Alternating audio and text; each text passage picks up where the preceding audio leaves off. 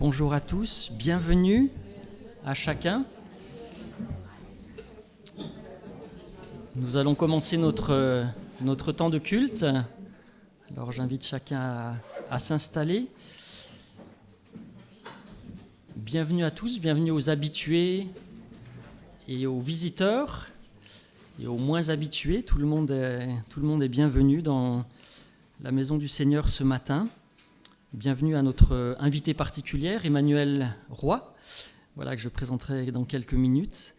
Mais auparavant, je vous invite simplement à vous asseoir, vous poser et déposer ce qui peut être lourd dans votre cœur, dans votre vie en ce moment. Je pense que plusieurs sont venus avec des choses difficiles dans leur vie. Alors je vous invite simplement à entendre ces paroles de Jésus qui dit « Venez à moi, vous tous qui êtes fatigués et chargés, et je vous donnerai du repos. » Alors venons à lui et déposons à ses pieds tout ce qui nous pèse, tous nos fardeaux. Et nous pouvons le faire au travers de ce chant que nous pouvons chanter comme une prière. « Je laisse à tes pieds mes fardeaux. Devant toi, je dépose tous mes soucis. Et chaque fois que je ne sais pas me diriger, j'abandonne à tes pieds mes fardeaux. »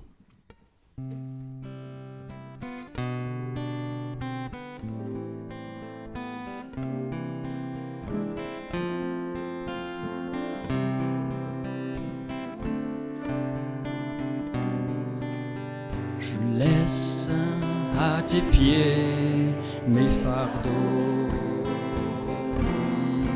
Devant toi je dépose tous mes soucis.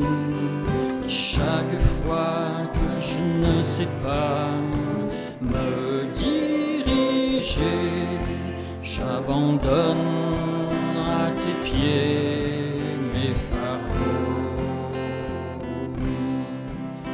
Je laisse à tes pieds mes fardeaux.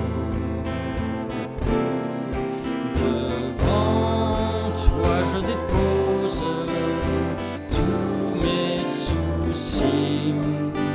Chaque fois que je ne sais pas me diriger, j'abandonne à tes pieds mes fardeaux. J'abandonne à tes pieds mes fardeaux.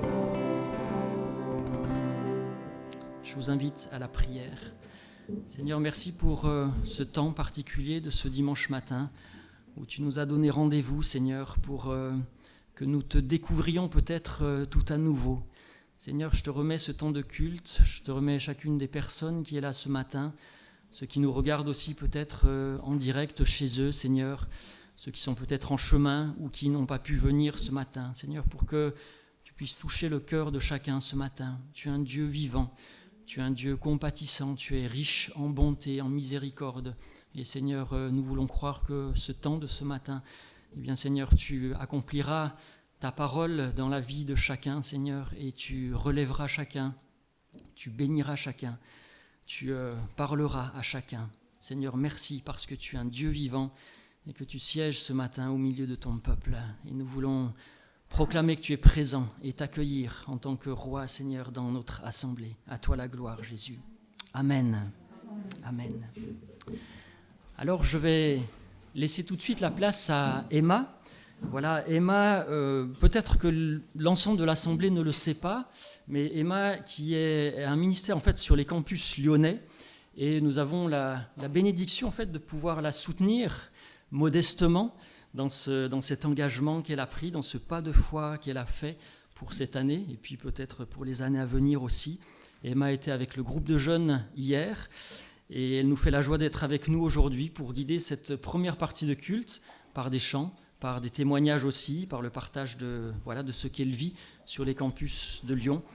Et je lui laisse toute la place. Emma, que Dieu te bénisse, et merci pour ta présence parmi nous ce matin.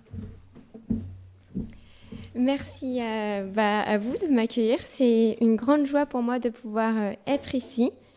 Et tout particulièrement aussi parce qu'il y a une soixantaine d'années, 65 peut-être, Mon grand-père Donald Knight, je ne sais pas si certains le connaissent, a participé à fonder cette église. Du coup, c'est avec beaucoup de joie et d'émotion que je me tiens ici devant vous. Avant de me présenter et de présenter Agapé Campus, je vous propose de plonger dans la parole et de prendre un petit temps de louange.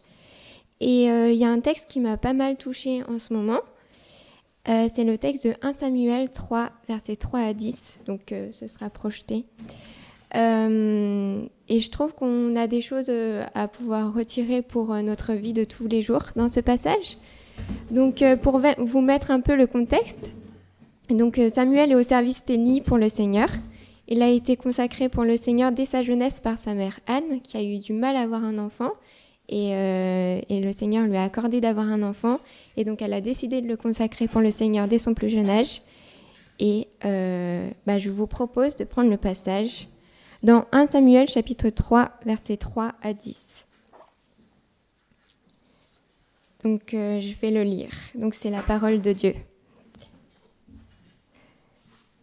Alors, la lampe de Dieu n'était pas encore éteinte et Samuel était couché dans le temple de l'Éternel où se trouvait l'arche de Dieu. Alors l'Éternel appela Samuel. Il répondit « Me voici ». Courut vers Élie et dit « Me voici car tu m'as appelé ». Élie répondit « Je n'ai pas appelé, retourne te coucher ». Et Samuel alla se coucher. L'Éternel appela de nouveau Samuel. Samuel se leva, alla vers Élie et dit « Me voici car tu m'as appelé ». Élie répondit « Je n'ai pas appelé, mon fils, retourne te coucher. » Samuel ne connaissait pas encore l'Éternel. La parole de l'Éternel ne lui avait pas encore été révélée. L'Éternel appela de nouveau Samuel pour la 3e fois. Samuel se leva, alla vers Élie et dit « Me voici, car tu m'as appelé. » Élie comprit alors que c'était l'Éternel qui appelait l'enfant. Il dit à Samuel « Va te coucher et, si l'on t'appelle, dis « Parle, Éternel, car ton serviteur écoute. » Et Samuel alla se coucher à sa place. L'Éternel vint se tenir près de lui et appela comme les autres fois « Samuel, Samuel !» Samuel répondit « Parle, car ton serviteur écoute. » Ce passage m'a pas mal touchée parce qu'en ce moment, je réfléchis sur l'écoute de Dieu, comment plus être à l'écoute de Dieu alors qu'on a pas mal de voix qui peut nous empêcher d'entendre la parole de Dieu. Et donc, je trouvais que ce texte apportait quelques lumières sur cet aspect. Donc on peut voir que Samuel connaissait, donc Samuel était consacré à Dieu, il était dans le temple, du coup il connaissait pas mal de choses intellectuellement sur le Seigneur, mais dans le verset 7, on peut voir que le Seigneur ne s'était pas encore révélé personnellement à Samuel, donc il n'avait pas encore de relation personnelle avec le Seigneur. Il était donc incapable de pouvoir attribuer la voix qu'il entendait à celui du Seigneur. C'est comme si nous, on nous demandait d'attribuer une voix qu'on n'a jamais entendue à quelqu'un. Enfin, c'est impossible. Et en parallèle, j'ai lu un livre de Lauren Cunningham que je conseille fortement, qui s'appelle « Est-ce bien toi, Seigneur ?» Et il y a une phrase qui m'a pas mal touchée, c'est « Lorsqu'on a l'habitude d'appeler un ami très cher, celui-ci n'a pas besoin de se nommer pour que l'on reconnaisse sa voix. On la reconnaît parce qu'on l'a souvent entendue. » Et donc nous, contrairement à Samuel, on a pas mal, enfin Dieu se révèle à nous. On peut aller vers la parole de Dieu dès qu'on en a envie, dès qu'on en a besoin. On a aussi le Saint-Esprit qui est avec nous tous les jours, chaque minute, chaque seconde. Donc on a vraiment cette grâce et cette chance. Et parfois on ne se rend pas compte de la grâce que c'est. Et du coup, comme je disais, on a pas mal d'autres voix qui viennent cacher la voix de Dieu. Je ne sais pas si vous en avez là en tête, des voix qui peuvent faire taire, mettre en muet la voix de Dieu. Je sais que moi, le stress, ça rentre pas mal dans ma vie. Je ne sais pas si vous, il y en a d'autres. Ouais. Je sais qu'il y a les distractions aussi, l'inquiétude, les loisirs. On a beaucoup de loisirs, on a la chance de pouvoir faire plein de choses. Emploi du temps chargé, parfois c'est la famille, et c'est pas forcément que des choses négatives, parce que par exemple la famille c'est super, mais si tout ça n'est pas remis entre les mains de Dieu, on aura peut-être plus de mal à entendre la voix de Dieu et à avoir l'esprit libre. Et du coup, je pense qu'il y a vraiment ce besoin d'être intentionnel dans le choix, de vraiment passer un temps avec Dieu et de se poser et de se mettre à son écoute. Et donc c'est vraiment une démarche active de notre part. Et je nous invite à se mettre à son écoute humblement, comme Samuel, et se préparer à l'écouter, peu importe ce qu'il a à nous dire, et pouvoir être capable de dire comme Samuel, parle, ton serviteur écoute. Ouais. Et dans cette même lignée, je vous propose de chanter « Te connaître, il n'y a rien de meilleur ». Et de vraiment le chanter comme une prière. Comme une prière.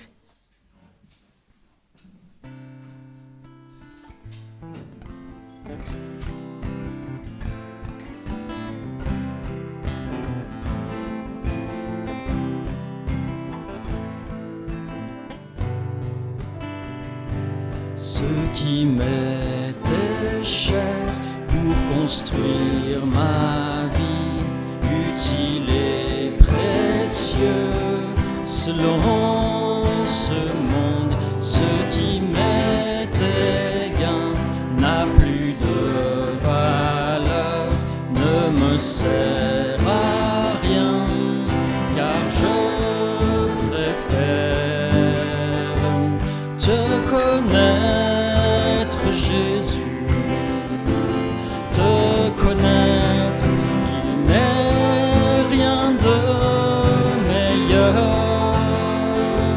Toi, mon Dieu, mon seul bien, ma vraie joie et ma justice, ô Seigneur, je t'aime. Mon plus cher désir, te connaître mieux, demeurer en toi, t'appartenir, saisir par la foi ta grâce infinie et le don précieux de la justice. Te connaître, Jésus, te connaître, il n'est rien de meilleur. Toi, mon Dieu, mon seul bien, ma vraie joie et ma justice, ô Seigneur, je t'aime. Vivre de ta vie de résurrection, communier Jésus à tes souffrances, devenir conforme à toi dans la mort et vivre avec toi l'éternité.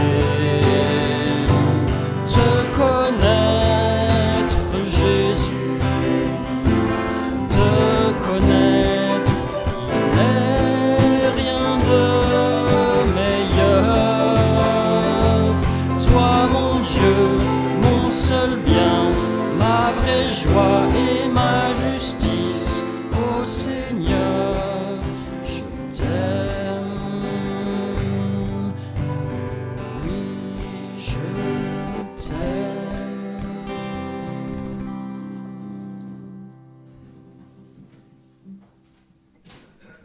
Je vous invite maintenant à chanter « Car ta bonté vaut mieux que la vie ».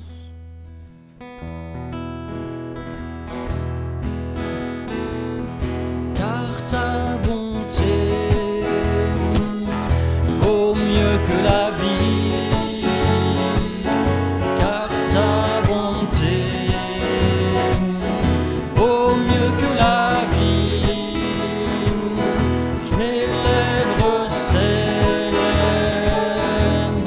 tes louanges, car ta bonté vaut mieux que la vie.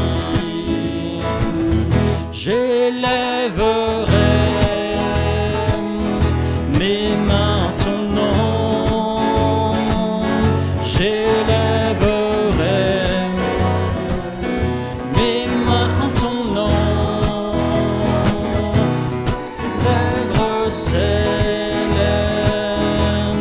tes louanges, car ta bonté vaut mieux que la vie, car ta bonté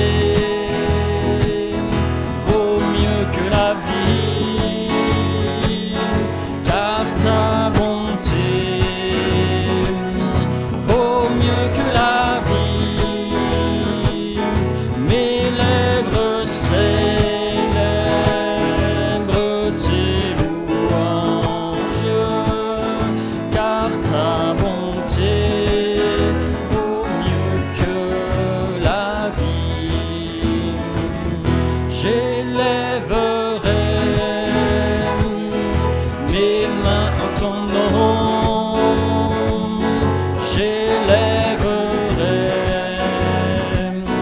mes mains en ton nom, mes lèvres célèbrent tes louanges, car ta bonté vaut mieux que la vie.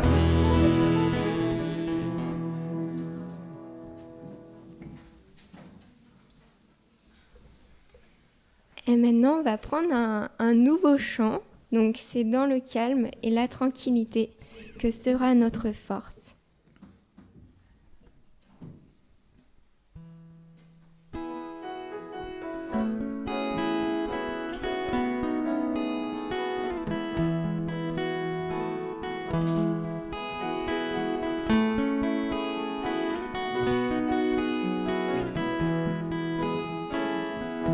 C'est dans le calme et la tranquillité que sera notre force,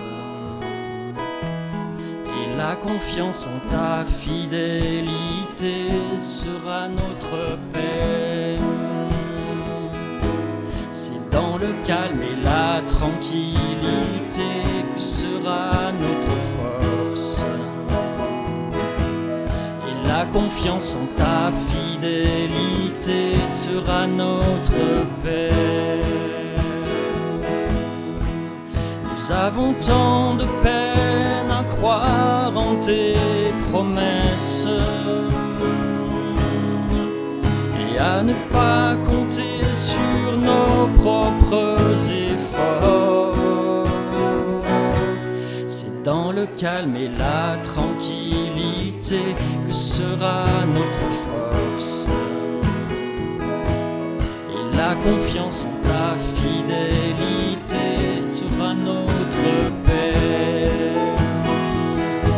C'est dans le calme et la tranquillité que sera notre force, et la confiance en ta fidélité sera notre paix. Car tu attends de nous révéler ta tendresse et de convaincre nos cœurs de ta compassion. C'est dans le calme et la tranquillité que sera notre force, et la confiance en ta fidélité sera notre paix.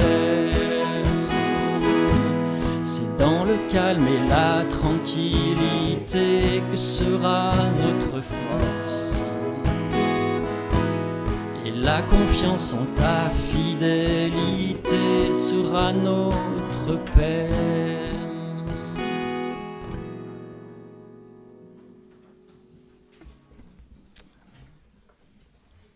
Merci.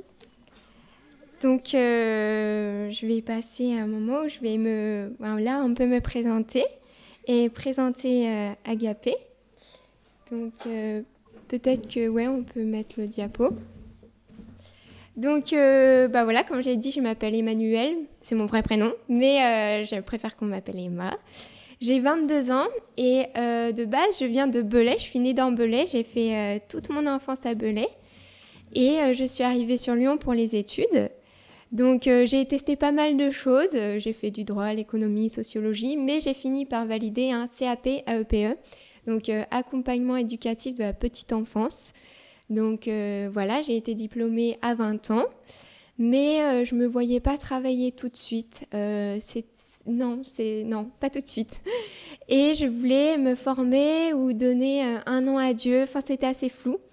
Et tout au long de mes études, j'allais à Agapé Campus en tant qu'étudiante.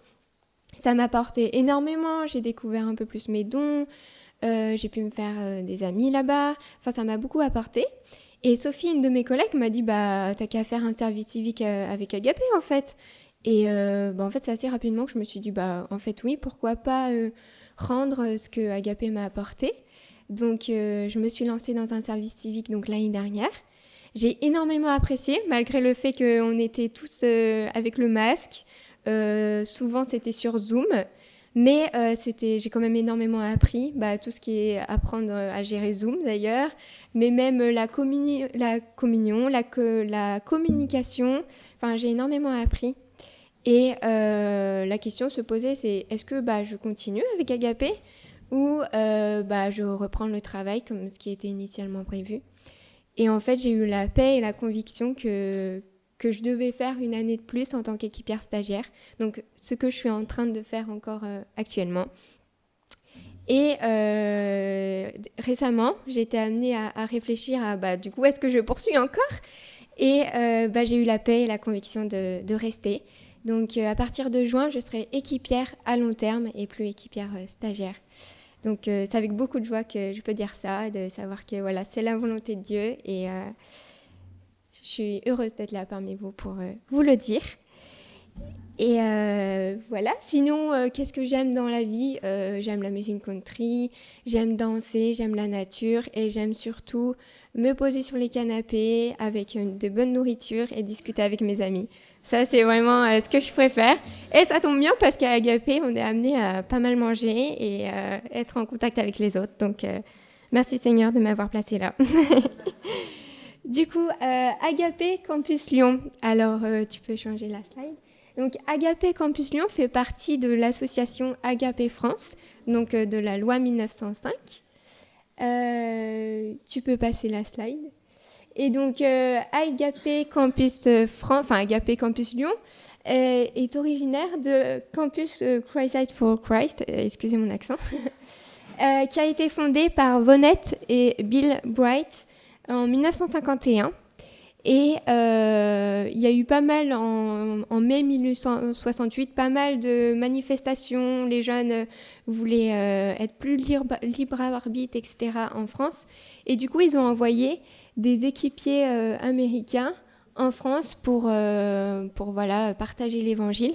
Donc ça, c'était en 1973, sur le campus de la Doua, voilà, pour ceux qui connaissent un peu Lyon.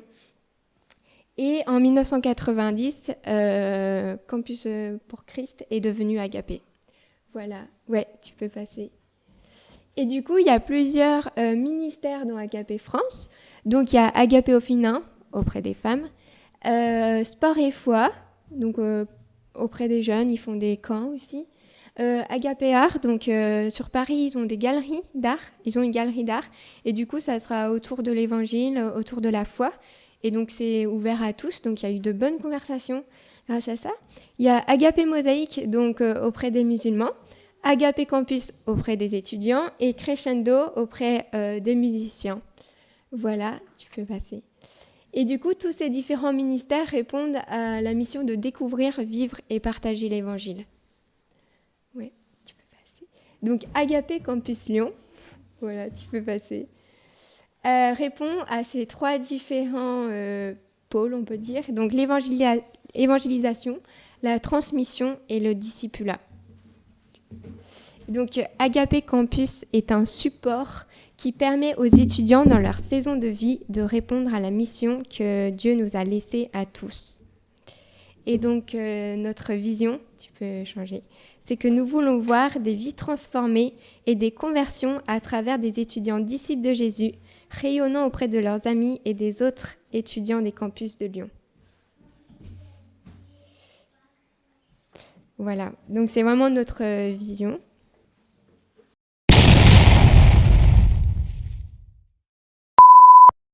Bonjour et bienvenue sur Info Asso. Info Asso est la chaîne qui va à la rencontre des différentes associations. Aujourd'hui, nous allons rencontrer Agapé Campus Lyon. Qu'est-ce que c'est ? C'est une association d'étudiants chrétiens qui ont le but de rendre gloire à Dieu dans leur saison de vie, que ce soit à travers la communion ou l'évangélisation. Donc je vous propose que sans tarder, nous allons passer le mot aux équipiers qui vont nous donner un mot qui représente cette année qu'on peut dire très particulière. Adaptabilité. S'adapter. Flexibilité. Rebondir et persévérer en équipe et en GEA. Persévérer mais avoir du fun. VTT, the best. Patience. Donc adaptabilité est le mot qui résume bien cette année. Je vous propose qu'on passe la parole désormais aux étudiants. Sip, qu'est-ce que tu es en train de faire ? Bonjour à tous, c'est Cyprien. Et Jean-Philippe. Aujourd'hui, on continue l'action qu'on a commencé à entreprendre il y a 3 semaines. Et on est ici au Parc Blandan, au Crous, comme vous pouvez le voir par derrière. Et on va donc continuer cette action tous les 4. Et vous pouvez nous suivre dès maintenant, c'est parti. On peut déjà en prendre un ou deux pour la porte. Oui. Je vais aller voir parce que là, il y a des gens. Sip, qu'est-ce qu'on attend ? Alors on attend que la porte puisse s'ouvrir pour qu'on puisse accéder aux chambres des étudiants, pour qu'on puisse aller leur donner des petits œufs de Pâques et savoir comment ils vont, et qu'ils ont des spiritualités, etc. Très bien.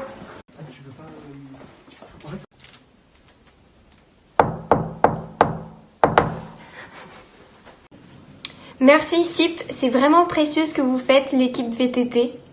Et maintenant, je vous propose qu'on s'intéresse au GEA, groupe d'études et d'action. Les filles, qu'est-ce qu'un GEA et à quoi ça sert ? Alors Yanaël, qu'est-ce qu'un GEA ? Un GEA, c'est un groupe d'études et d'action. On se réunit par petits groupes, on parle de Dieu et on parle de nous et on s'encourage à partager notre foi. Merci. Donc Opaline, tu es bergère. Qu'est-ce qu'une bergère ? Alors, une bergère pour un GEA, c'est quelqu'un qui va accompagner des étudiants qui veulent découvrir la Bible, partager sur la foi, et puis on accompagne simplement des étudiants. Et le but, c'est de prier ensemble, d'étudier la Bible et simplement de créer des relations proches. Et ce que j'aime dans un GEA, c'est qu'on peut vraiment apprendre à connaître des personnes, s'encourager, prier, parler de nos petits soucis, et puis simplement passer du bon temps ensemble. Merci. Le GEA, c'est des temps de partage et de communion qui m'ont aidé à grandir dans ma foi avec les défis pas de foi qu'on fait chaque semaine. Et c'est aussi beaucoup de soutien dans la prière. Je vous propose dès à présent de visionner un diaporama qui nous explique une année avec Agapé en 2020-2021. Allez, découvrons ça ensemble.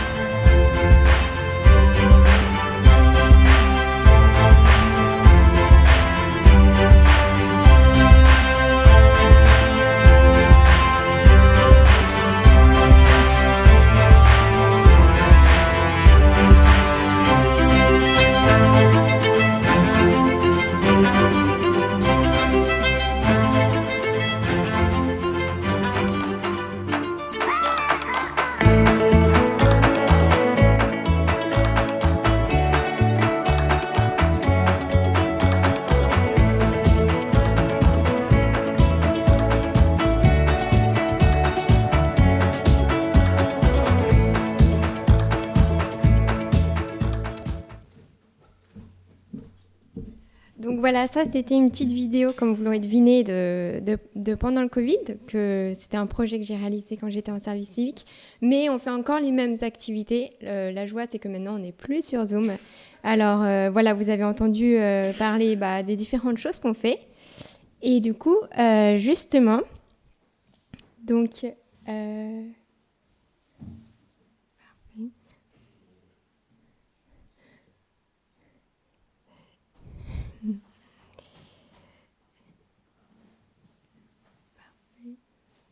te dirai stop.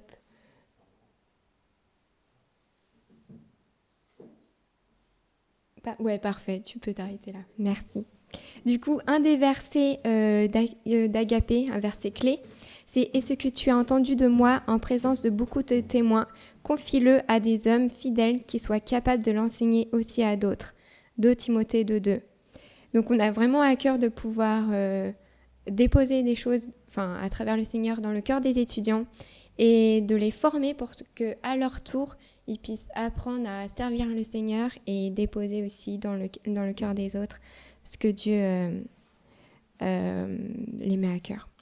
Donc à Agapé, nous vivons en communion les uns avec les autres, donc à travers justement des GEA, donc groupes d'études et d'action, comme Yanaël et Opaline auraient pu nous l'ont dit dans la vidéo. Donc des groupes d'études et d'action, c'est des groupes bibliques, donc des groupes gars, des groupes filles. Et le but, ça sera vraiment de s'encourager à persévérer dans notre foi, dans notre relation avec Dieu. C'est aussi un cadre où on va être redevable, se partager nos difficultés. Donc voilà, dans mon GEA, il y a de la difficulté à être régulière dans la lecture de la Bible. Donc on va se donner des défis, on va se dire allez, on va faire un plan toutes les 4. On va s'encourager, on veut pas de culpabilité, mais on veut vraiment de la grâce et on y va. Et voilà. Et sinon, c'est aussi de se donner des pas de foi, on appelle ça comme ça. Et on a par exemple un petit jeu de cartes où en fait on va se dire aujourd'hui je choisis cette carte et c'est annoncer à au moins une personne sur le campus l'évangile. Donc voilà, on va essayer de l'encourager cette semaine à relever ce défi. Donc c'est vraiment étude, mais aussi on met un grand accent sur le point action. Qu'est-ce qu'on peut faire pour rendre gloire à Dieu en tant qu'étudiant. Donc voilà, ça c'est le GEA. On vit aussi la communion à travers les soirées du jeudi soir. Donc on a différents types de soirées. On a les soirées refresh, donc rafraîchissantes, pour les chrétiens. Donc bon, pas que, mais c'est peut-être plus visé pour les chrétiens parce que ça va être purement, on va creuser la Bible par rapport à des sujets donc que les étudiants ont demandé au début d'année. Donc par exemple, cette année, on a eu le chrétien et le monde, le chrétien et la prière, le chrétien et la sexualité. Là, jeudi, on va avoir le chrétien et la volonté de Dieu. Donc voilà, c'est hyper varié. On a aussi le chrétien et l'occultisme, qui fut un temps fort. Et nous avons aussi les soirées off, donc les soirées qui n'ont pas de contenu spirituel. Donc ça peut être des soirées jeux de société, des escape games, des soirées faritas. La nourriture, ça marche bien. C'est ce qui fonctionne le mieux pour inviter nos amis. Et du coup, c'est peut-être plus facile pour les étudiants chrétiens d'inviter leurs amis qui n'ont pas forcément la foi, parce que c'est moins peut-être agressif que tout de suite une soirée sur le chrétien et l'occultisme. Ou, voilà. Même si cette année, on a eu au moins un étudiant non chrétien pour chaque soirée ayant un contenu spirituel. Donc c'est vraiment encourageant et surprenant. On n'avait jamais eu ça avant. Donc on a aussi à cœur de partager l'amour de Christ autour de nous. Donc notre but ultime, c'est qu'on aimerait que l'évangile soit annoncé à chaque étudiant lyonnais. Donc on a du travail. Et donc pour ça, on a le comité VTT, comme vous en avez entendu parler dans la vidéo. Donc rien à voir avec le vélo, même si l'un sans l'autre, ça pourrait fonctionner l'un avec l'autre. Mais du coup, c'est un comité d'étudiants qui ont vraiment à cœur le fait d'aller intentionnellement à la rencontre d'étudiants sur les campus pour annoncer l'évangile à travers différents supports. On a des photos en langage, on a des questionnaires. Quand c'était Pâques, on posait des questions sur Pâques. On a aussi des cartes perspectives, voilà, qui va droit au but par rapport à la spiritualité. Et ce qui est bien, c'est que c'est vraiment un âge, et je pense aussi une génération qui est très ouverte sur pas mal de choses. Mais après, la difficulté, c'est souvent, c'est ta foi, ça t'appartient, mais moi, je me sens pas concernée. Mais il y a l'ouverture et il y a l'écoute, donc c'est vraiment intéressant. Et donc, nous avons VTT, mais pas que. Nous avons le témoignage, du coup, intentionnel comme VTT, mais aussi le témoignage naturel. Donc, à travers les pas de foi, c'est, voilà, j'ai des amis autour de moi, Dieu m'a placé de la famille non chrétienne. Et c'est, voilà, comment je peux agir avec l'environnement naturel que j'ai autour de moi. Donc, on va essayer de se donner des défis, à travers les GEA notamment. Et on a aussi le témoignage du corps. Donc ça, c'est notre témoignage les uns avec les autres à travers les soirées, les différentes soirées. Donc notre but est que chaque étudiant soit attaché au Seigneur et soit impliqué activement à grandir en tant que disciple et à former d'autres disciples. Donc maintenant, je vais vous présenter un petit peu l'équipe. Du coup, voilà, on est 1, 2, 3, 4, 5, 6, 7. Donc on a Jean-Philippe, Noëlla, moi-même, Thierry, Timothée, Sophie et Benjamin. Donc Benjamin, c'est notre service civique qui va finir en juin. Et Jean-Philippe et Timothée sont des équipiers qui sont là pour nous aider, qui prennent de leur temps libre parce que du coup, ils travaillent pour nous aider. Mais les autres, on est tous en plein temps. Voilà. Donc, ouais, tu peux... Du coup, alors comme je l'ai dit, je suis ancienne étudiante responsable d'Agapé. J'ai fait un service civique en 2020. Là, je suis dans ma première année de stage en 2020-2022 et je vais commencer un long terme à partir de cet été. Donc, quels sont mes rôles? Qu'est-ce que je fais concrètement sur le terrain? Donc, je participe à accueillir et intégrer, favoriser la communauté d'Agapé Lyon. J'aide les étudiants chrétiens à connaître Dieu personnellement et développer leur témoignage auprès de leurs amis et sur les campus de Lyon. Et je suis aussi une des responsables de la communication, donc c'est tout ce qui est sur Instagram, site internet, pouvoir véhiculer les informations aux étudiants.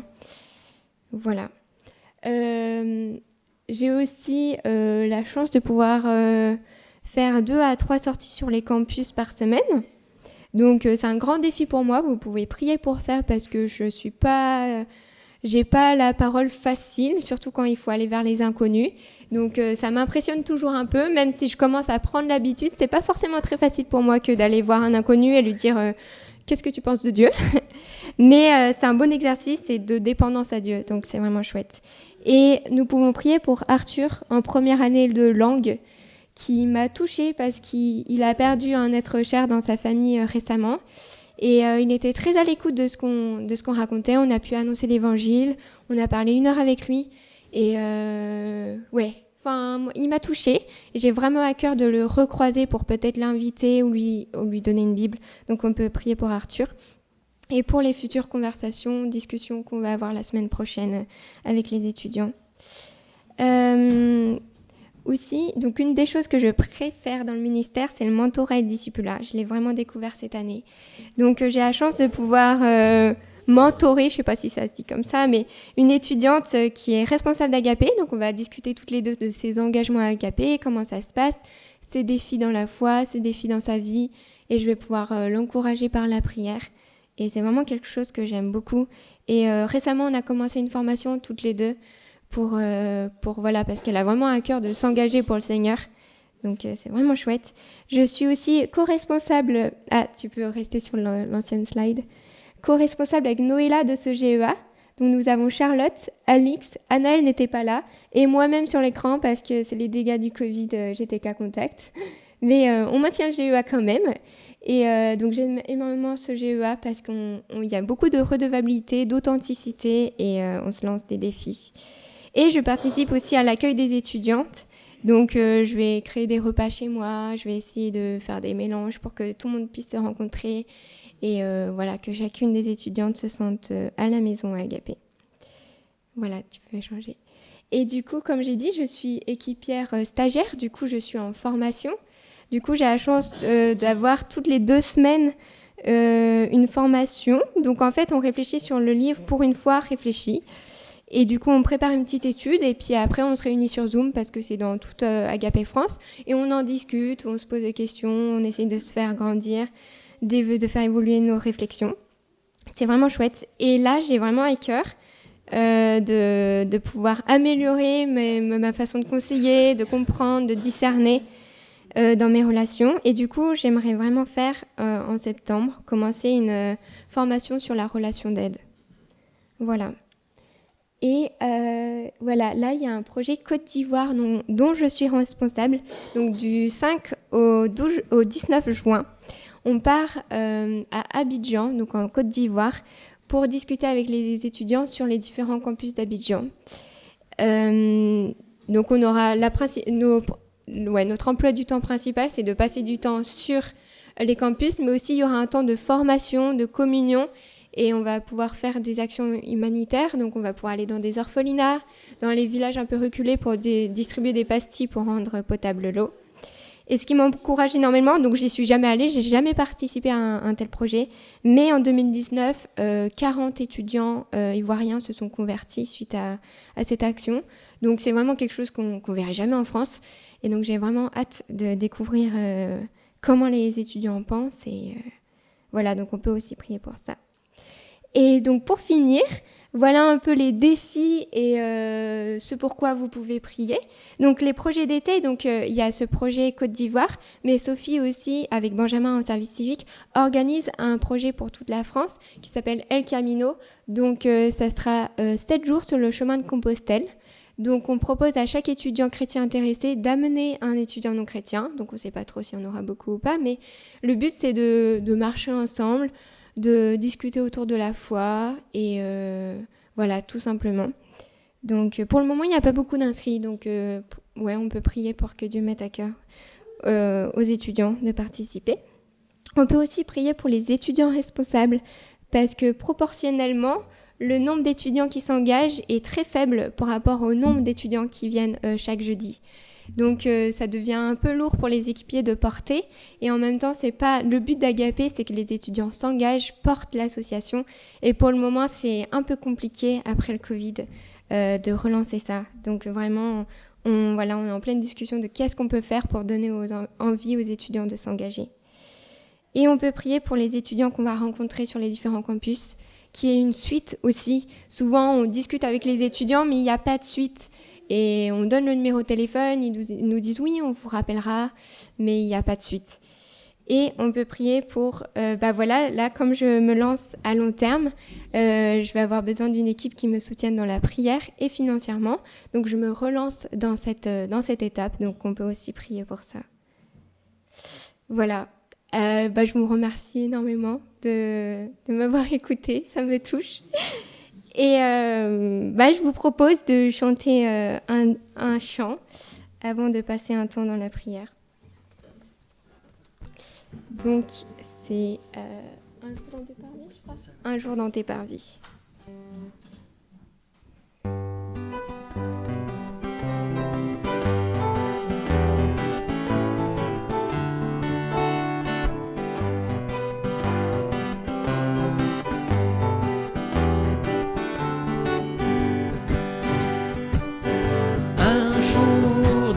Parvis vaut mieux que 1000 ailleurs. Seigneur, tu nous unis, nous sommes frères et sœurs. Rassemblés en ce lieu, nous louons notre Père. Voici l'Esprit de Dieu, nous sommes dans sa lumière.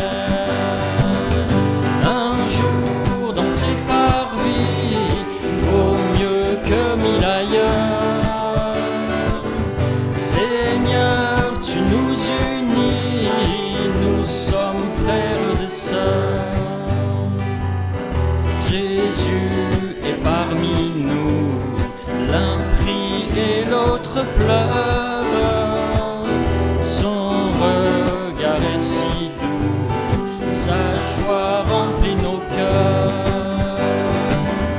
Un jour dans tes parvis vaut mieux que 1000 ailleurs. Seigneur, tu nous unis, nous sommes frères et sœurs. Bientôt nous partirons, nous serons réunis, sans fin nous le verrons, nous louerons Jésus-Christ. Un jour dans tes parvis vaut mieux que 1000 ailleurs. Seigneur, tu nous unis, nous sommes frères et sœurs. Super. Maintenant, je vous invite à prendre un temps dans la prière.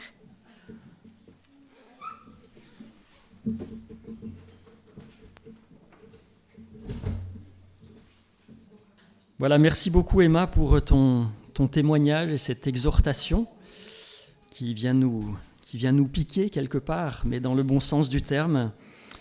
Et au travers d'une parabole, j'aimerais qu'on puisse réfléchir au service que Dieu demande, quelle que soit l'époque de vie, quelle que soit la saison de vie, et comment est-ce qu'on répond à cette demande, comment on sert, comment on persévère dans le service. Est-ce que la demande de Dieu, c'est quelque chose qui nous libère, qui nous écrase, qui nous rend amers ou qui nous rend joyeux? Voilà, j'aimerais qu'on puisse réfléchir à cela au travers d'une parabole, cette parabole des ouvriers dans la vigne. Dans Matthieu 20, versets 1 à 16. Matthieu 20, versets 1 à 16. C'est Jésus qui parle et qui dit « Car le royaume des cieux est semblable à un maître de maison qui sortit dès le matin afin de louer des ouvriers pour sa vigne. Il convint avec eux d'1 denier par jour et il les envoya à sa vigne. Il sortit vers la 3e heure, donc c'est 9 heures du matin, et il en vit d'autres qui étaient sur la place sans rien faire. Il leur dit « Allez aussi à ma vigne et je vous donnerai ce qui sera raisonnable. » Et ils y allèrent. Il sortit de nouveau vers la 6e heure, donc midi, et vers la 9e, donc 15 heures, et il fit de même. Étant sorti vers la 11e heure, donc 17 heures, l'heure à laquelle les fonctionnaires rentrent chez eux, il en trouva d'autres qui étaient sur la place, et il leur dit « Pourquoi vous tenez-vous ici toute la journée sans rien faire ?» Ils lui répondirent « C'est que personne ne nous a loués. Allez aussi à ma vigne, leur dit-il. » Quand le soir fut venu, le maître de la vigne dit à son intendant « Appelle les ouvriers et paie-leur le salaire en allant des derniers aux premiers. » Ceux de la 11e heure vinrent et reçurent chacun 1 denier. Les premiers vinrent ensuite, croyant recevoir davantage, mais ils reçurent aussi chacun 1 denier. En le recevant, ils murmurèrent contre le maître de la maison et dirent « Ces derniers n'ont travaillé qu'1 heure, et tu les traites à l'égal de nous, qui avons supporté la fatigue du jour et la chaleur. » Il répondit à l'un d'eux, « Mon ami, je ne te fais pas tort. N'es-tu pas convenu avec moi d'1 denier ? Prends ce qui te revient et va-t'en. Je veux donner à ce dernier autant qu'à toi. Ne m'est-il pas permis de faire de mon bien ce que je veux ? Ou vois-tu de mauvais œil que je sois bon ? Ainsi, les derniers seront les premiers et les premiers seront les derniers. » Voilà cette parabole. Alors la parabole, c'est un style littéraire, c'est style littéraire de l'époque de Jésus, dans lequel il ne faut pas chercher un symbole à chaque verset. Il y en a qui s'y sont un petit peu cassés les dents, en voyant une symbolique à chaque détail, mais c'est pas le cas. Une parabole, ça, c'est fait pour présenter 1 ou 2, peut-être 3 idées maximum, mais voilà, c'est dans ce style-là, un style littéraire particulier. On peut se dire voilà, que cette parabole, quelle histoire surprenante. On est à une époque où on veut rallonger l'âge de départ à la retraite, on veut remettre en cause la semaine de 35 heures, on nous dit qu'il faut travailler plus pour gagner plus. Oui, là ça serait travailler moins pour gagner plus. C'est un peu bizarre comme logique économique, n'est-ce pas ? Je ne sais pas si un chef d'entreprise tellement bon et tellement altruiste existe sur Terre. Donner le salaire d'un mois à un ouvrier qui aurait travaillé quelques jours, je ne sais pas si ça existe. Il y a même peut-être une pointe d'injustice. C'est de la bonté, certes, mais en même temps, c'est un petit peu injuste. Est-ce que c'est correct envers ceux qui ont transpiré toute la journée ? On est dans un monde actuellement qui est féroce au niveau de l'entreprise. Je ne critique pas les patrons, bien sûr, mais en 2017, il y a eu quelque chose qui a été présenté, quelque chose comme extraordinaire. Je ne sais pas si vous vous souvenez, c'est le PDG de Starter. Starter, c'est une entreprise lyonnaise qui se développe beaucoup et qui vend des véhicules. Et le patron de Starter a reversé entièrement les bénéfices de l'année à ses salariés. Donc ils ont empoché une belle prime de 5 ou 6 000 euros par salarié. Ça a été présenté comme quelque chose d'exceptionnel, mais ça c'était vraiment le summum de la bonté. C'était presque anormal, présenté comme anormal. Aujourd'hui, il suffit de dire Je dirais c'est le contraire qu'il faut faire pour gagner de l'argent. Il suffit de dire qu'on licencie la moitié de l'effectif, même si l'entreprise est bénéficiaire, eh bien ça va inspirer la confiance des spéculateurs et qui vont se dire les bénéfices vont être grands, la valeur des actions va monter, etc. Et on va s'en mettre plein les poches. C'est une autre mentalité que ce qui se passe actuellement, n'est-ce pas ? Donc on peut se dire que pour être viable, cette entreprise, elle n'est pas terrestre, elle peut être que divine. Parce que sinon, il faudrait un miracle pour que cette entreprise puisse perdurer sur Terre. Mais vous savez que le miracle, Dieu sait faire des miracles. Dieu sait faire des miracles. Et le miracle a eu lieu parce que, je dirais, cette entreprise, pour reprendre le terme que j'ai utilisé, existe depuis des milliers et des milliers d'années. Et sa réalisation parfaite le sera lors de l'avènement de notre Seigneur Jésus-Christ. La parabole commence par « Le royaume de Dieu est semblable à ».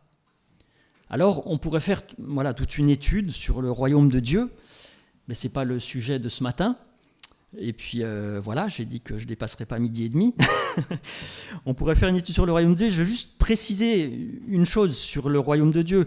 Préciser que si certains théologiens parlent du royaume de Dieu comme quelque chose à venir, dans un caractère futur, avec le côté eschatologique, c'est-à-dire la fin des temps, on peut réaliser que Jésus a parlé à plusieurs reprises du royaume de Dieu en se réjouissant de sa présence déjà visible.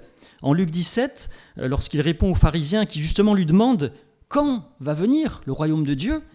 Eh bien Jésus leur répond « Le royaume de Dieu est au milieu de vous. » Le royaume de Dieu est au milieu de vous.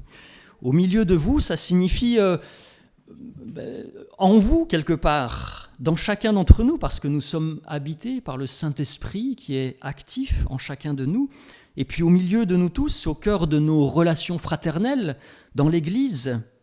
Et en attendant la réalisation complète du royaume de Dieu, ça fait appel à cette notion du déjà et du pas encore. Le royaume de Dieu est déjà là, mais il n'est pas encore complètement réalisé. Et bien en attendant cela, l'apôtre Paul nous confirme, vous êtes le corps de Christ et vous êtes ses membres, chacun pour sa part.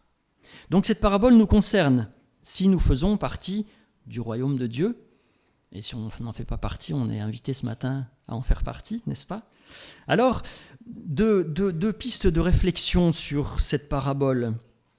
Premièrement, sur ce denier, cette pièce d'argent qui est donnée aux ouvriers, à chacun des ouvriers. On peut se dire que peut-être cette récompense, ce salaire, pourrait être la grâce de Dieu offerte à celui qui accepte son invitation. Cette grâce qui est offerte, quelle que soit l'heure à laquelle on ait accepté cette invitation, quelle que soit l'heure de notre vie, quoi que ce soit qu'on ait fait le reste du mois, le reste de la journée, le reste de notre vie, l'image de cette grâce qui est accordée à ce brigand, souvenez-vous, dans Luc 23, ce brigand qui se croit arrivé au dernier moment de sa vie, qui pense qu'il a joué, qu'il a perdu, et puis il est à côté de Jésus-Christ, et il entend Jésus-Christ, et il fait cette prière à Jésus-Christ, « Jésus, souviens-toi de moi quand tu viendras dans ton règne. » Et Jésus lui dit, « Ce soir, tu seras avec moi dans le paradis. » Voilà, la grâce qui est offerte au dernier moment. Cette grâce qu'on peut accepter, peu importe le moment où on l'a acceptée, eh bien, Dieu nous donne ce denier, cette pièce. Il nous offre cette liberté, ce cœur nouveau, ce qu'on ne mérite pas. Et on n'est peut-être pas habitué à la grâce. J'ose dire ça dans une église. On n'est pas habitué à la grâce dans ce monde, ça c'est sûr. Dans ce monde, c'est, pardonnez-moi l'expression, c'est marche ou crève. Excusez-moi. Voilà, ça a l'avantage de faire rire les jeunes. Mais c'est la réalité. Mais dans l'église, quelquefois, on a tellement de mal. On a tellement de mal avec cette grâce qu'on veut bien prendre pour soi. Des fois, on a du mal aussi à l'accepter pour nous, la grâce de Dieu. Des fois, on est très légaliste envers nous-mêmes. On a du mal à vivre de la grâce de Dieu. Et puis, quelquefois, envers les autres aussi. On a du mal à leur donner la grâce, à leur montrer que Dieu est un Dieu de grâce. On a du mal pour mille et une raisons, peut-être parce qu'on a pu entendre, on a pu être élevé, on a pu entendre des choses dans l'enfance qui n'étaient pas des paroles de grâce. Des paroles de grâce, n'est-ce pas ? On a pu entendre des choses qui nous ont conditionnés, qui nous ont peut-être quelquefois blessés. On a pu entendre des paroles dures, peut-être, de la part de parents. Des paroles que j'ai entendues, pas moi personnellement, mais dans certaines familles, quand on va visiter, des fois on entend des choses, on se dit « aïe, ça fait mal », mais des phrases qu'on peut sortir comme ça, brutalement, sans y réfléchir, mais une fois j'ai entendu « mais t'es bon à rien, tu réussiras jamais rien dans ta vie ». Waouh, quand un enfant entend ça, c'est difficile, n'est-ce pas ? Et lorsque Dieu nous dit « mais je te connais, je connais tes faiblesses, je connais tes échecs, je connais toute ta vie, mais je te fais confiance, je t'aime, et je veux te donner cette grâce, je veux te donner ma grâce, et je veux qu'on fasse des choses ensemble, je veux qu'on construise des choses ensemble. Nous sommes co-ouvriers, c'est Dieu qui nous appelle à être co-ouvriers avec lui. Quelle grâce immense. Et on a du mal quelquefois effectivement à comprendre et à accepter cette grâce, don gratuit de Dieu, ce pardon, don gratuit de Dieu, gratuit, cette confiance, don gratuit de Dieu. On en a conscience le jour de notre conversion, souvent on réalise, on est touché par la grâce de Dieu, on la réalise vraiment, et puis après on reprend un peu notre vieux légalisme. L'apôtre Paul nous dit que celui qui croit être debout ne prenne garde de tomber. On a besoin toujours de se nourrir de la grâce. Et le roi Salomon disait dans ce proverbe 24,16, il disait « car cette fois le juste tombe et il se relève ». Il se relève non pas parce qu'il est fort, mais il se relève par la grâce de notre Seigneur Jésus-Christ. Et on a besoin en fait de toujours se raisonner pour dire il faut accepter cette grâce. Comment ? Par la foi simplement, parce qu'intellectuellement on a du mal à la comprendre, cette grâce, ce cadeau, ce pardon. On a du mal à la comprendre et il faut l'accepter simplement par la foi, parce qu'on sait que c'est ce dont on a besoin. Qui peut se passer de la grâce de Dieu ? Qui au stade de votre vie chrétienne où vous en êtes aujourd'hui, vous pouvez dire « je peux me passer de la grâce de Dieu ». On ne peut pas s'en passer de la grâce de Dieu. Et même si on ne la comprend pas entièrement, moi je ne comprends pas pourquoi Dieu m'aime. Quand je me connais, je me regarde, je me dis « mais Seigneur, pourquoi tu m'aimes ? Pourquoi tu m'aimes ?» Il y a une phrase qui m'interpelle régulièrement lorsque je la relis, c'est ce papa dont l'enfant était atteint d'un esprit impur et qui vient voir Jésus et qui lui dit « Je crois, viens au secours de mon incrédulité ». Qu'est-ce que l'incrédulité ? C'est ne pas croire. C'est « Je crois, viens au secours du fait que je ne crois pas ». Mais Dieu a compris, Jésus a compris cette parole. Et juste avant, Jésus avait dit à cet homme « Tout est possible à celui qui croit, tout est possible à celui qui croit ». Et Jésus a honoré le petit peu de foi de cet homme.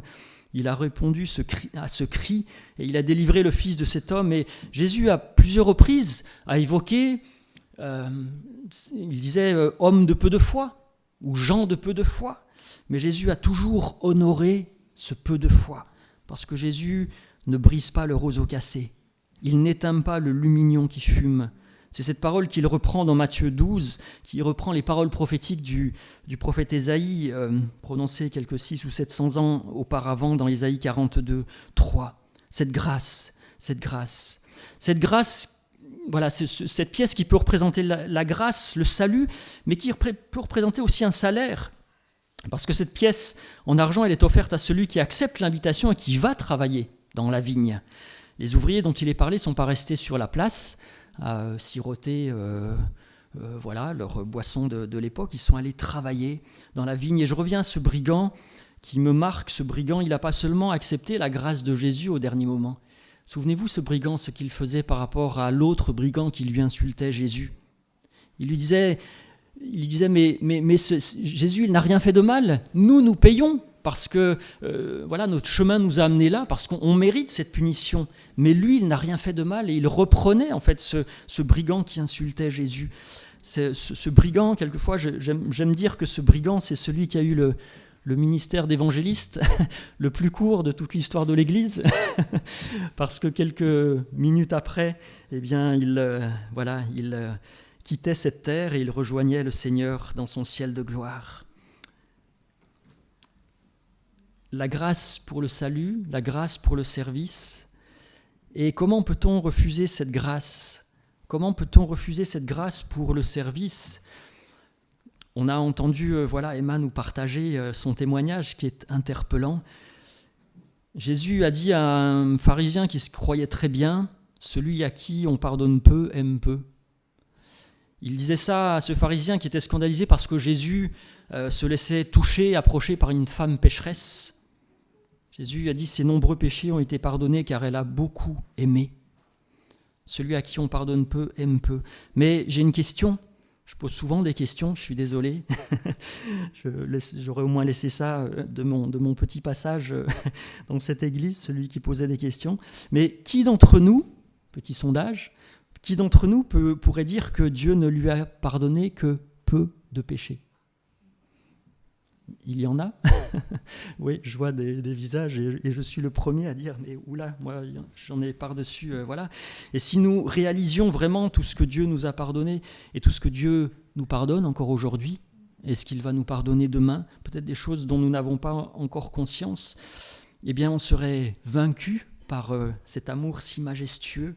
Si on pense qu'on n'a que peu de choses à se faire pardonner par Dieu, peut-être que la première des grâces que Dieu veut nous donner, c'est celle de réaliser l'immensité de nos fautes, de nos péchés qui nous séparent de Dieu, non pas pour être écrasés de remords par le poids des fautes, non, mais pour réaliser la grandeur de la grâce de Dieu.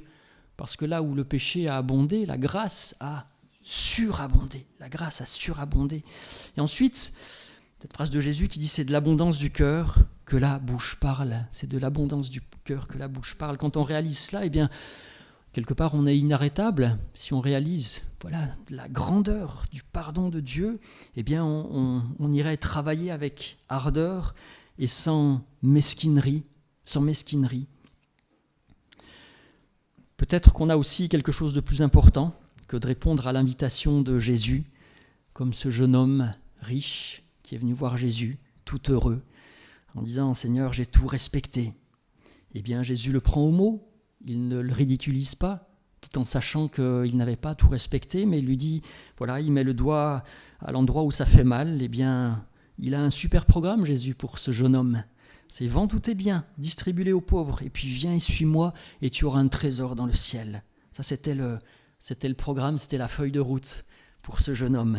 C'est le programme qu'a accepté Emma du haut de sa jeunesse.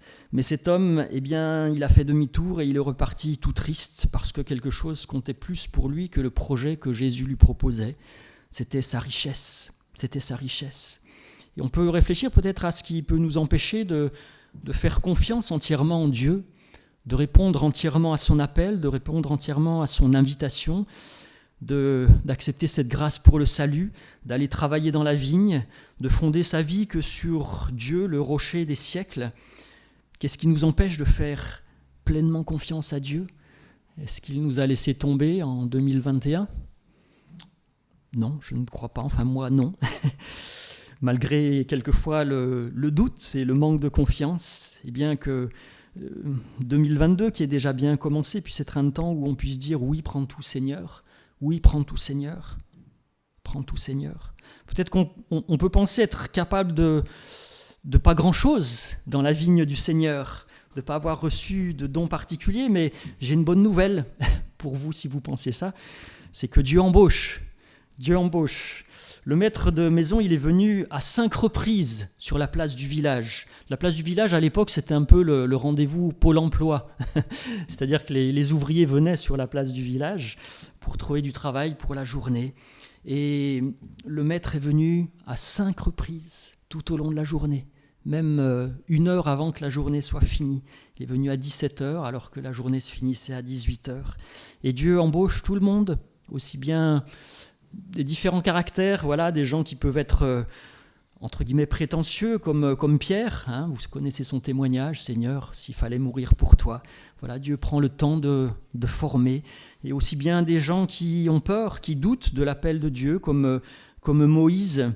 Moïse qui dit envoie qui tu veux, mais moi je ne suis pas capable, pour aller libérer le peuple du joug du Pharaon. Eh bien, Dieu a pris le temps pour rassurer Moïse et l'envoyer, et que Moïse soit un objet de bénédiction et de délivrance pour son peuple. Quelques réflexions, voilà, ces 2 réflexions sur ce denier, la grâce de Dieu et puis la récompense de celui ou celle qui va travailler dans la vigne du Seigneur. Mais j'aimerais aborder un deuxième point sur cette parabole, qui est cette attitude en fait qu'ont les ouvriers de la première heure.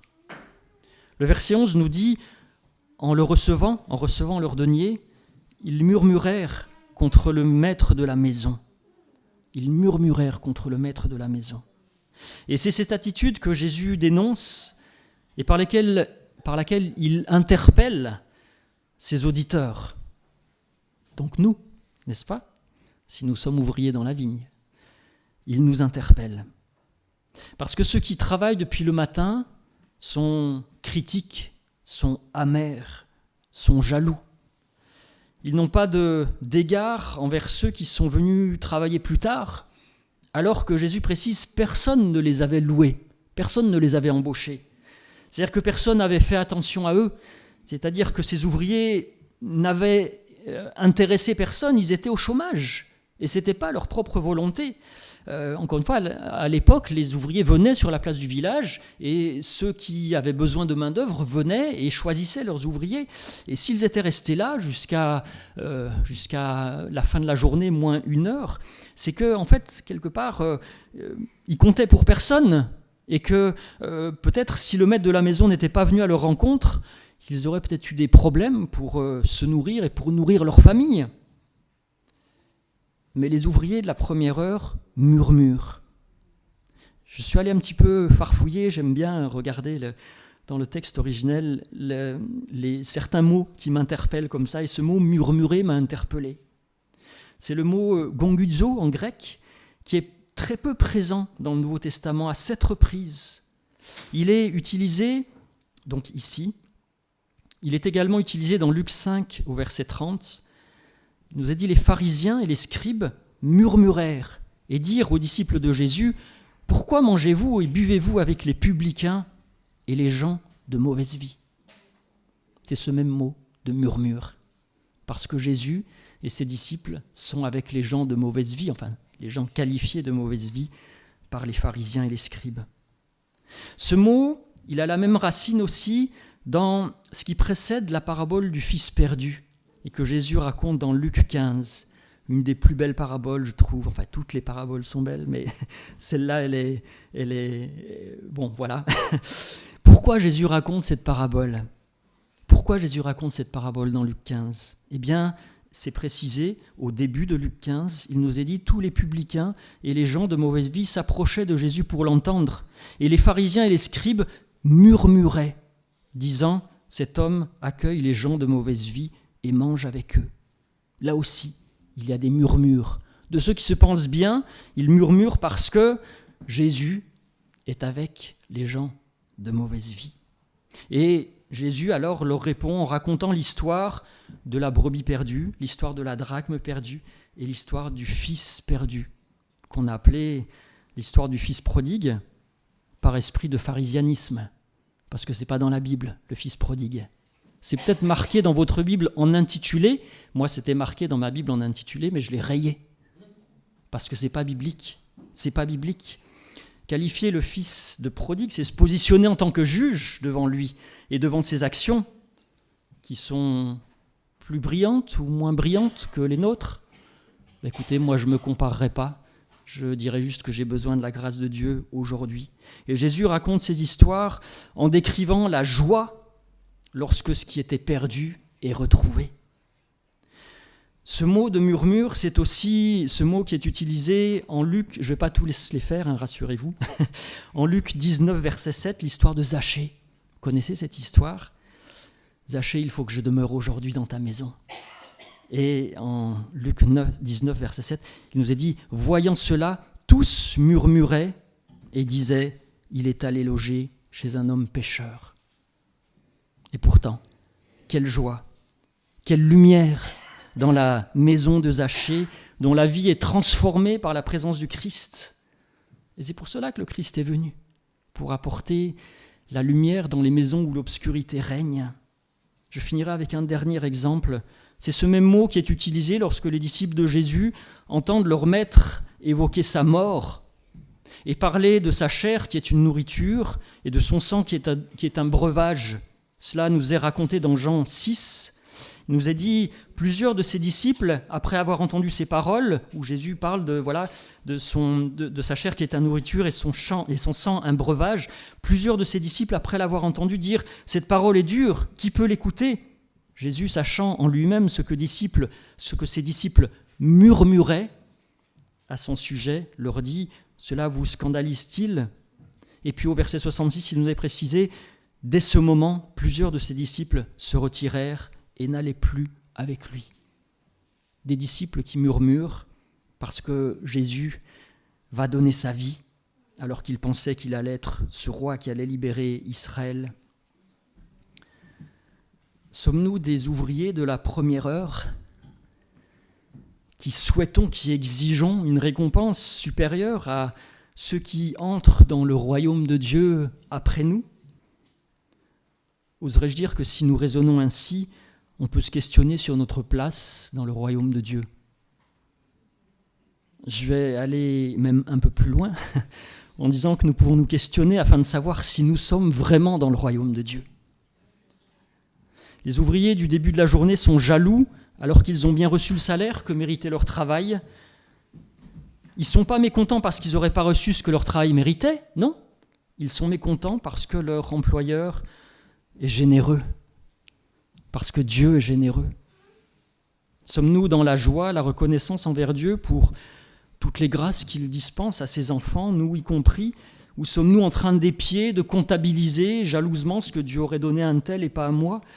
Est-ce qu'on est jaloux des grâces, du pardon offertes à nos frères et sœurs lorsqu'ils reviennent à la maison du Père ou qu'ils viennent travailler dans la vigne à la dernière heure ? Est-ce qu'on n'a pas compris, comme dans cette parabole du fils perdu, eh bien ce père qui sort pour persuader le fils aîné de rentrer, de se réjouir? Est-ce qu'on ne sait pas que le propriétaire de la vigne se plaît à distribuer ses richesses et ses grâces, et ce père qui dit à son fils « Mais tout ce qui est dans ma maison est à toi !» Tout ce qui est dans ma maison est à toi, dit le père à ce fils qui est amer à cause du pardon accordé à son frère. Alors, aujourd'hui, c'est un jour de grâce où résonne encore pour nous cette invitation à réaliser que nous sommes sauvés par pure grâce, 100%, pas 99% Dieu et 1% nous, non, 100% par pure grâce. Et cela doit nous enlever tout esprit de supériorité. Une invitation à réaliser que cette invitation du maître de la vigne à aller travailler dans sa vigne et à aller y travailler le plus tôt possible lorsque Dieu nous appelle, c'est aujourd'hui un jour de grâce.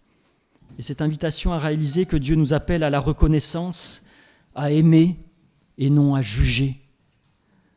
Dieu n'a pas envoyé son Fils dans le monde pour qu'il juge le monde, mais pour que le monde soit sauvé par lui. C'est pas moi qui le dis, c'est Jean 3, 17. On aime bien Jean 3, 16. On l'aime beaucoup, on le cite très souvent. Mais Jean 3, 17, est-ce qu'on le cite moins souvent parce que ça nous gêne un petit peu puis que ça nous laisse la possibilité éventuellement de quoi ? De prendre la place de Jésus pour pouvoir trancher et avoir des paroles dures envers nos frères et sœurs. Même bien sûr si nous savons qu'il y aura un jour du jugement, mais cela ne nous appartient pas. Alors, résonne cette invitation à aller travailler sans calculer, sans se comparer, sans se dévaloriser non plus. Et j'aimerais lire un petit texte que j'ai déjà lu il y a quelque temps, que j'ai lu dans un magazine, le magazine Pentecôte, et qui est inspiré en fait de la nature. Ce texte dit « Si nous avons des fruits, c'est grâce aux fleurs, et elles n'en savent rien. Et si les fleurs ont donné des fruits, c'est grâce aux abeilles, et les abeilles n'en savent rien. Au temps de la floraison, pensant simplement chercher leur nourriture, les abeilles ont transporté de fleur en fleur le pollen, poussière de vie. Elles pensaient simplement garnir de miel leurs rayons. Elles remplissaient de fruits du même coup nos corbeilles. Les abeilles ne disent pas « je ne sais pas faire de fruits ». Elles font simplement ce pourquoi elles ont été créées, en toute simplicité. Il y a tellement de choses à faire dans ce monde, au nom du Seigneur Jésus-Christ, un verre d'eau à donner, son pain à partager, un prisonnier à visiter, un étranger à aider, un enfant à aider dans sa scolarité, un malade à encourager, une personne seule, âgée, à visiter dans sa solitude. Faire tout cela sans calcul, sans prétention, sans recherche d'une gloire ou d'une reconnaissance particulière, sans rechercher ce qui est éclatant aux yeux des hommes, simplement en suivant les traces de ce Jésus-Christ de Nazareth, dont la parole de Dieu nous dit qu'il n'avait rien pour attirer le regard. Rien pour attirer le regard. Mais Jésus dit, toutes les fois que vous avez fait ces choses à l'un de ces plus petits de mes frères, c'est à Dieu que vous les avez faites. Car maintenant 3 choses demeurent, la foi, l'espérance et l'amour, mais la plus grande des 3, c'est l'amour. Que Dieu nous aide à mettre en pratique sa parole avec persévérance, avec humilité, avec amour. Amen.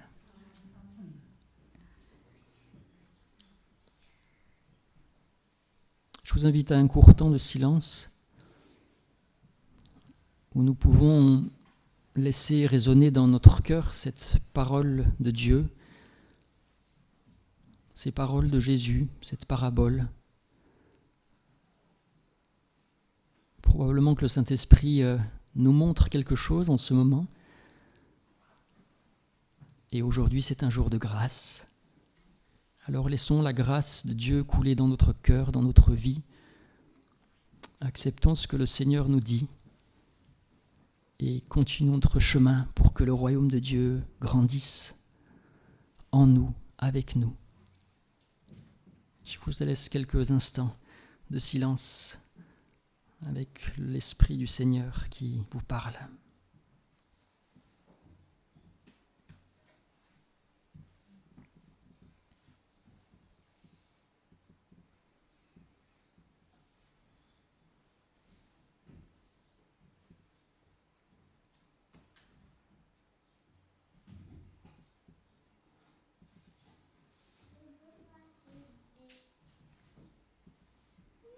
Seigneur, merci pour ta grâce.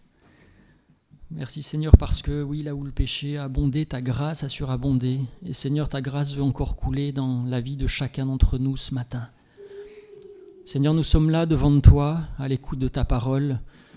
Et Seigneur, je suis bien petit. Seigneur, devant toi et devant ta parole. Seigneur, mais je te remercie parce que tu ne nous parles pas pour nous juger, Seigneur, mais tu nous parles pour nous faire grandir, pour nous encourager, pour nous nourrir, pour nous relever si nous sommes tombés. Seigneur, pour nous encourager. Et Seigneur, je te remercie, Seigneur, pour cette parabole que tu nous as laissée, Seigneur, pour nous enseigner. Seigneur, je te demande de bénir chacun de mes bien-aimés qui est là ce matin. Tu connais les vies, tu connais les combats, tu connais les défis de chacun. Mais Seigneur, toi, tu as tout accompli à la croix du Calvaire.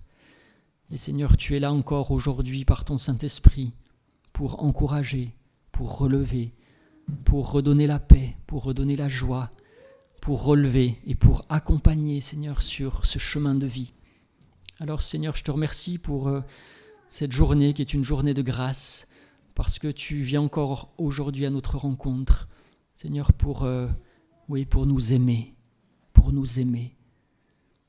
Seigneur, merci pour ton amour insondable que nous avons tellement de mal à comprendre. Mais Seigneur, nous en avons besoin.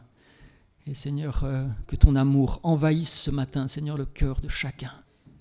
Que ton amour envahisse le cœur de chacun, Seigneur. À toi la gloire, Jésus. Amen. Amen. Après cette invitation à travailler de tout cœur dans la vigne de notre Seigneur, nous voulons chanter ce chant final dont le refrain dit « Brille, ô Jésus, couvre ce pays de ta gloire, brûle, Esprit Saint, embrase nos cœurs, coule en torrent de ta grâce, remplis les nations. » Parle, Seigneur, que la lumière soit, et c'est notre prière, que la lumière soit dans cette ville d'Ambérieu, dans ce budget et dans le monde entier. Je vous invite à vous lever pour ce chant d'envoi.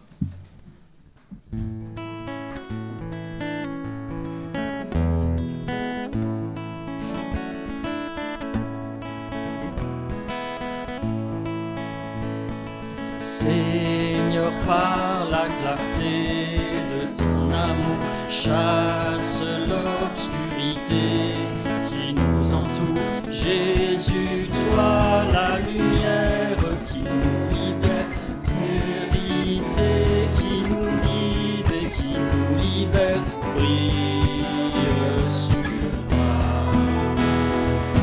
brille sur moi.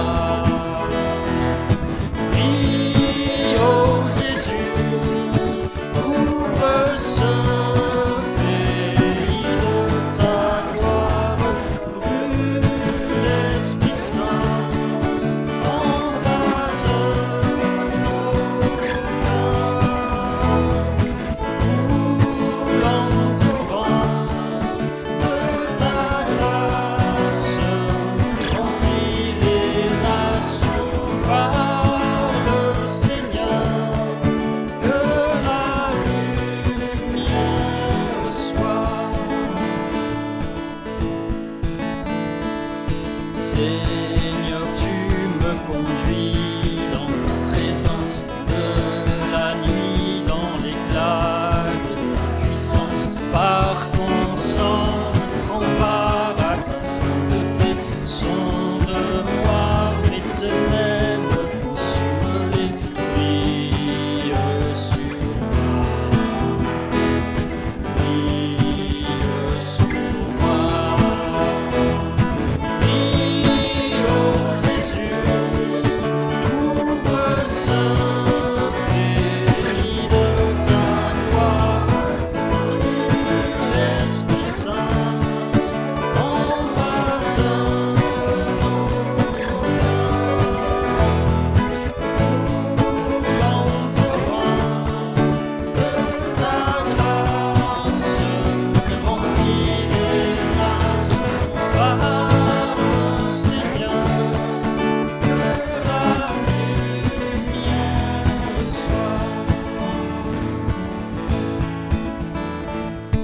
Et quand nous contemplons ta royauté, nos visages reflètent ta beauté et transforment sans cesse de gloire en gloire. Que sans fin notre vie lise ton histoire, brille sur moi,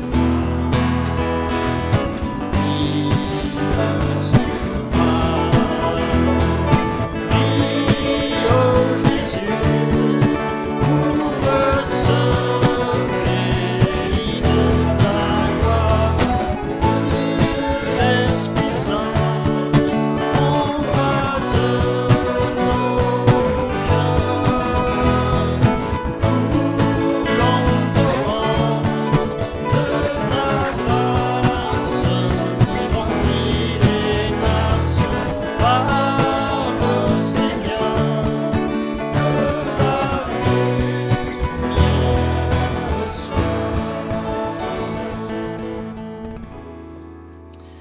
Nous terminons avec ces paroles de Jésus qui dit « Je vous donne un commandement nouveau, aimez-vous les uns les autres, comme je vous ai aimé, vous aussi aimez-vous les uns les autres.